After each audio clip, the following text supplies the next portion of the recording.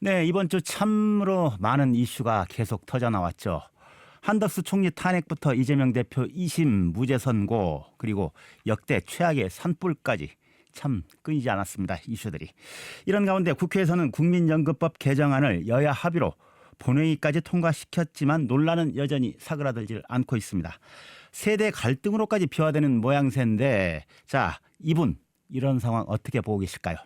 자, 국민연금공단 이사장을 지내셨죠. 김성주 전 국회의원 나와 계셨습니다. 어서 오십시오. 예, 반갑습니다. 예. 자, 연금공단 이사장을 지내신 지가 몇 년 전이죠? 재임하셨을 때가? 문재인 정부 때인 2017년 11월부터 2020년 1월 초까지니까 약 2년 2개월 근무했습니다. 2년 2개월. 예. 그 당시에도 역시 개혁안이 뭐 상시적인 화두였죠. 그렇습니다. 예. 또 개혁을 위해서 문재인 정부도 노력을 많이 했지만 결국은 마무리를 짓지 못했죠. 예.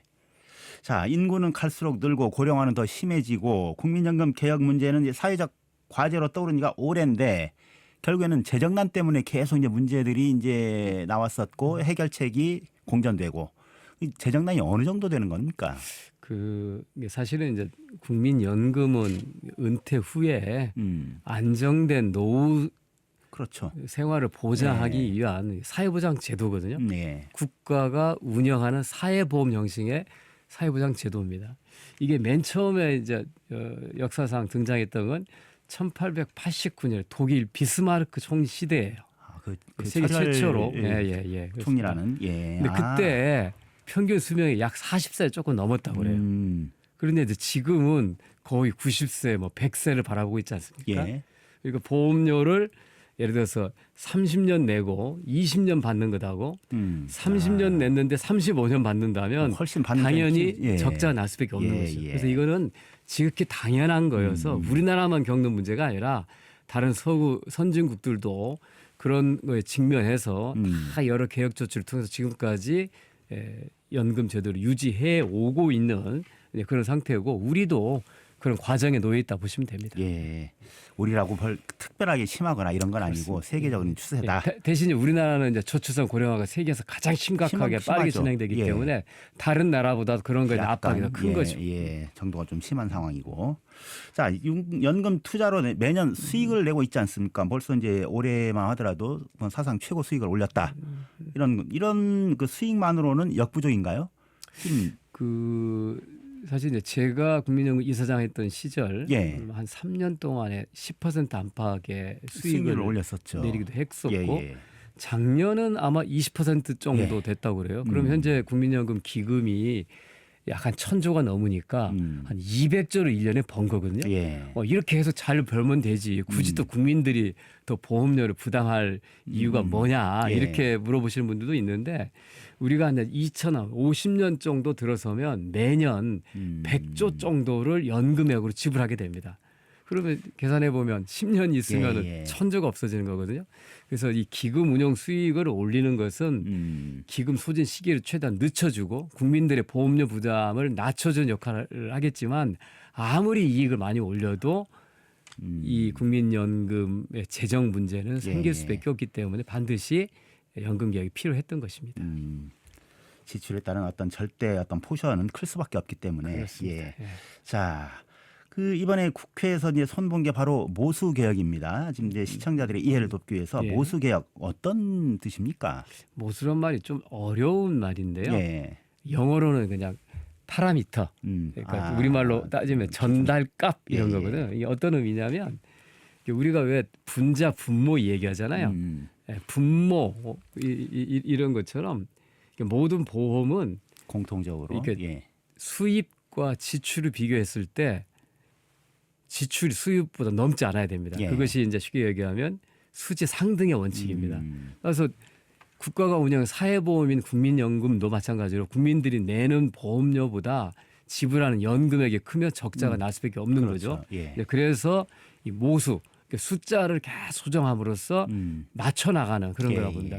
제일 쉬운 방법은 보험료를 올리는 방법, 그다음에 받는 연금액인 소득대체를 깎는 방법이 있고 이 외에도 보험료 부과 상한액을 올린다든가 고소득층 대상으로 또 지급 연령을 늦춘다든가 또는 가입 연령을 또 높이는 식으로 이런 식으로 다양한 모수 개혁 방법이 있게 되어 있습니다. 이번에 한 거는 보험료 인상을 4%, 소득 대체율을 3% 인상해서 그 재정적인 안정성을 조금 기한 그런 개혁을 보시면 됩니다. 예. 그러니까 분모를 더 넓히자 이런 그렇습니다. 개혁안이라고 이제 이해를 하면 될 것 같고요. 예. 자, 이번 개혁안 보험료를 아까도 말씀하셨듯이 이제 4% 이제 인상하겠다. 9%에서 13%로 4% 포인트가 이제 인상한다. 그리고 이 부분은 국민들이 생각했을 때는 어떤 의미로 좀 다가설까요? 보험료가 이제 4%가 올라간다는 것은 우리는 이제 연금 보험료는 고용주와 노동자가 5대5로 부담함으로 가입자인 국민의 입장에서 매월 2%를 더 낸다고 보시면 됩니다. 물론 이 자영업자는 본인이 고용주기 때문에 4%를 다 내야 되기 때문에 부담이 좀 크게 됩니다. 그리고 이번 개혁을 통해서 원래 기존 제도로 했으면 기금 소진 연도가 한 2056년 정도 됐을 텐데 이번 개혁으로 15년 더 늦춰진 2071년이 됩니다. 그러면 겨우 15년 늦추려고 이렇게 했느냐 그러는데 이 정도면 현재 국민들의 부담 수준을 고려해서 최선의 개혁안이다 이렇게 보고 있고요. 그 외에도 기금 수익률을 좀 더 올린다든가 현재 지금 4.5% 돼 있는 거를 5.5%로 올리면 그러면 더 기금 소진 시기를 늦춰줄 수가 있고 또 여러 가지 다양한 옵션들을 통해서 최대한 늦춰간다면 다음 세대들도 기금 소진에 대한 걱정 없이 노후를 국민연금을 통해서 해결할 수 있게 되는 것입니다. 언뜻 쭉 듣고 보면 이제 김 전 의원님께서는 이 개혁안에 대해서 상당히 긍정적으로 평가를 하시는 것 같은데 아쉬운 점 같은 거 좀 없을까요? 물론 아쉽죠.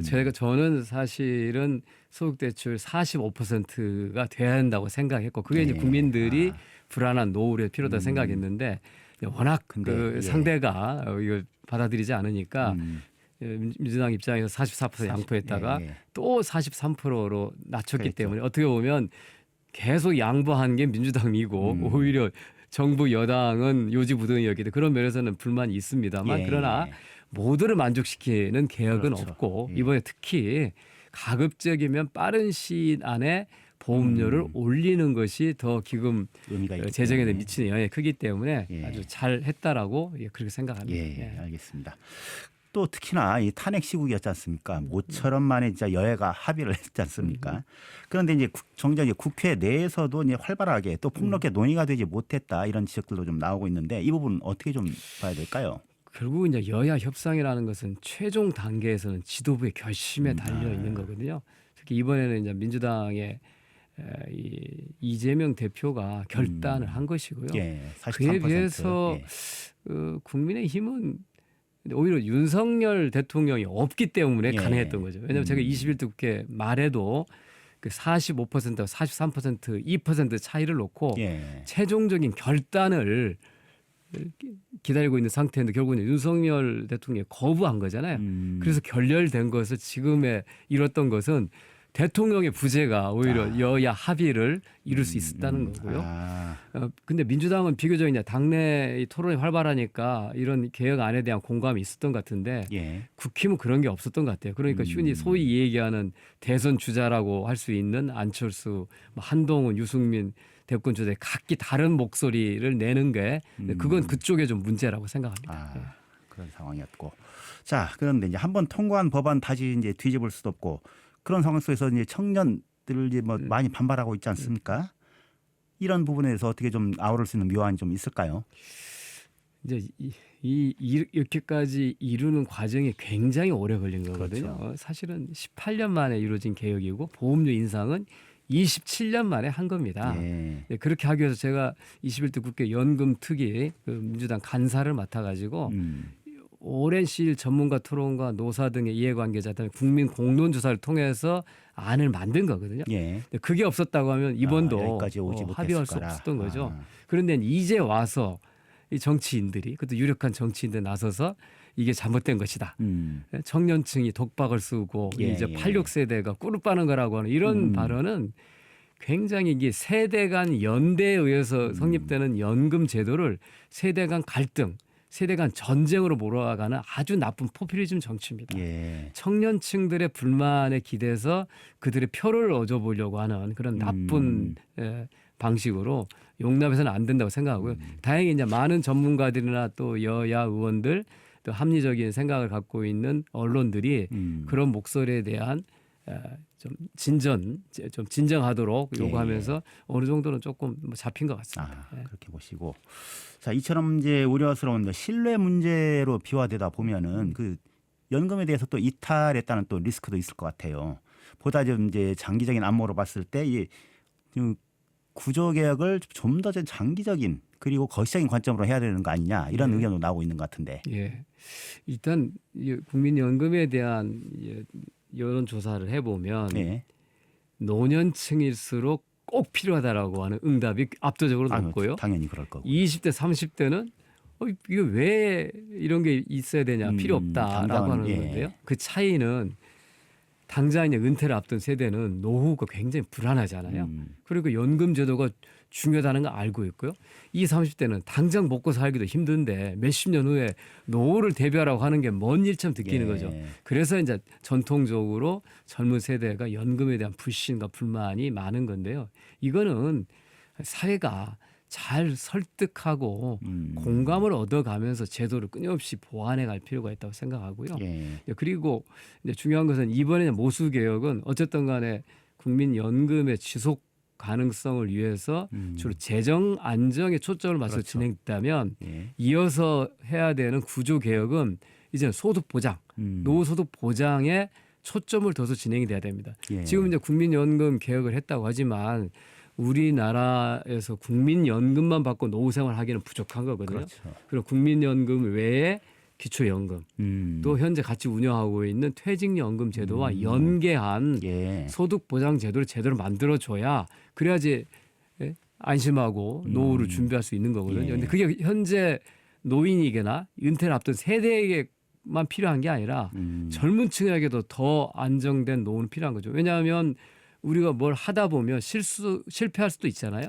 그러면 바로 나락으로 떨어지거든요. 그러나 미래가 보장돼 있다면 노후가 준비돼 있다고 하면 현재 청년들에게 도전과 모험할 수 있는 용기가 생기는 거죠. 내가 하고 싶은 일 하고 뭐 잠시 쉬었다가 해외 여행 갔다 와서 다시 또 일을 할 수도 있는. 그래서 오히려 젊은 세대, 미래 세대를 위해서 꼭 연금은 필요하다. 이렇게 항상 강조합니다. 노후의 불안 리스크를 이제 없앨 수 있으니 그렇습니다. 사회 안전망 작용도 할 수 있겠고. 자, 뭐 저기 연금에 대해서는 이 정도 뭐 좀 마무리를 하고요. 자, 이선 출신 의원으로서 현 시국을 바라보는 관점이 좀 있을 것 같아요. 어떻게 보십니까? 참 답답하죠. 저도 이제 국회에 있는 게 아니고 이제 일반 국민의 입장에서 이 시국을 바라보면 참 답답합니다. 이게 무엇보다도 민주주의 모범국, 경제 선진국 대한민국이 어떻게 계엄 사태라고 한 것을 겪는 후진국의 나락에 떨어졌는지 그게 먼저 기가 막히고요.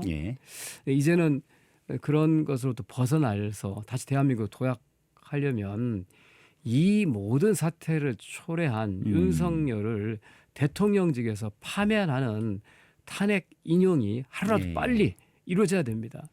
머뭇거릴수록 더 돌이킬 수 없는 피해가 나라와 국민들에게 돌아올 것입니다. 헌법과 법률에 따르면 또 국민들의 상식에 의하면 헌재가 이렇게 시간을 끌면서 고민할 이유가 하나도 없습니다. 명쾌하게 윤석열 파멸이라고 하는 전원일치 판단을 빨리 내려야 됩니다. 저는 개인적으로 봤을 때 지금 이제 사회가 이렇게 분열되고 이런 부분에서 어떻게 보면 또 이제 지금 물론 윤석열 대통령의 어떤 계엄에 따른 어떤 이제 뭐 헌법 위반이랄지 내란이랄지 여러 가지 이제 그 책임 규책 사유가 있겠습니다만은 민주당 역시 자유롭지 않지 않을까요? 그렇습니다.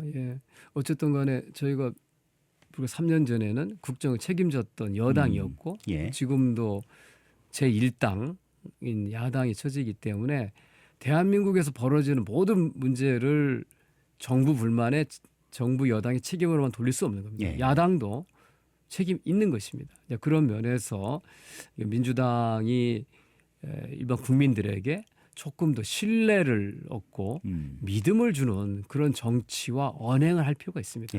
지금 국민들 굉장히 불안하거든요.